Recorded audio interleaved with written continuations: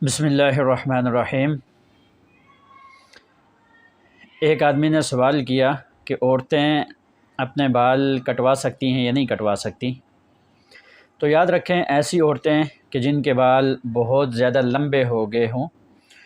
جو کہ ان کی سرین سے بھی زیادہ لمبے ہوں، تو ان بالوں کو سرین سے جو زائد ہیں ان کو کاٹنا درست ہوگا۔ اور اگر ایسے بال ہیں، بسا اوقات آپ نے دیکھا ہوگا کہ بالوں کے آگے دو منہ بن جاتے ہیں اور اس کی وجہ سے ان بالوں کی جو افزائش ہوتی ہے، ان کا جو بڑھنا ہوتا ہے وہ کم ہو جاتا ہے، بلکہ بسا اوقات بالکل ختم ہو جاتا ہے کہ وہ بال بڑھنا بند ہو جاتے ہیں۔ تو ایسے اگر کسی عورت کے بال ہیں کہ جن کے آگے دو منہ ہیں، تو ایسے بالوں کو صرف ایک انگلی کے جو پورا ہوتا ہے اس کی بقدر کاٹنا صحیح ہوگا، اس سے زائد کاٹنا درست نہیں ہوگا۔ ہاں،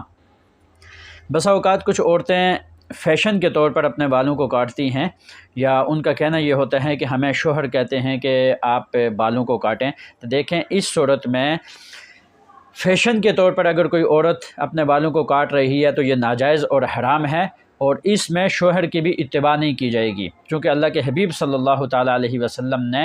منع فرمایا ہے، اور ایسی عورتوں پر کہ جو اپنے بالوں کو فیشن کے طور پر کاٹتی ہیں لعنت فرمائی گئی ہے، اور وہ اپنے بالوں کو کاٹ کر بالکل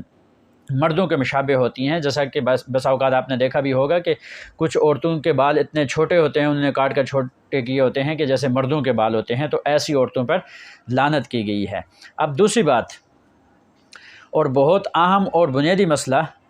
کہ جو عورتیں جن کے اوپر اللہ کے حبیب صلی اللہ تعالیٰ علیہ وسلم نے لعنت فرمائی ہیں، وہ کون سی عورتیں ہیں؟ تو ان میں سے ایک یہی عورت ہے کہ جو اپنے بالوں کو فیشن کے طور پر کاٹتی ہے، اور اس کے علاوہ دوسری عورت وہ ہے کہ جو ایسے کپڑے پہنتی ہے، نساء کاسیات عاریات ممیلات مائلات،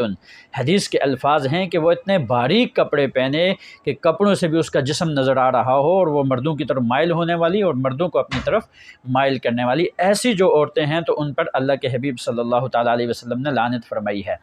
اس کے علاوہ جو شوہر کی نافرمان عورتیں ہیں، ان کے اوپر بھی اللہ کے حبیب صلی اللہ تعالیٰ علیہ وسلم نے لعنت فرمائی ہے۔ لہٰذا ایسی عورتیں، اگر کسی عورت کے اندر یہ برائیاں پائی جا رہی ہیں، تو اس سے میری گزارش ہوگی کہ اپنی ان برائیوں کو ختم کیا جائے۔ زندگی کا کوئی پتہ نہیں ہے کس موڑ پر بلاوا آ جائے، لہٰذا اس سے پہلے جس انسان کے اندر بھی جس اعتبار سے کوئی برائی ہے اس کو ختم کرنے کی ضرورت ہے۔ اللہ تعالیٰ ہمیں عمل کرنے کی توفیق عطا فرمائے۔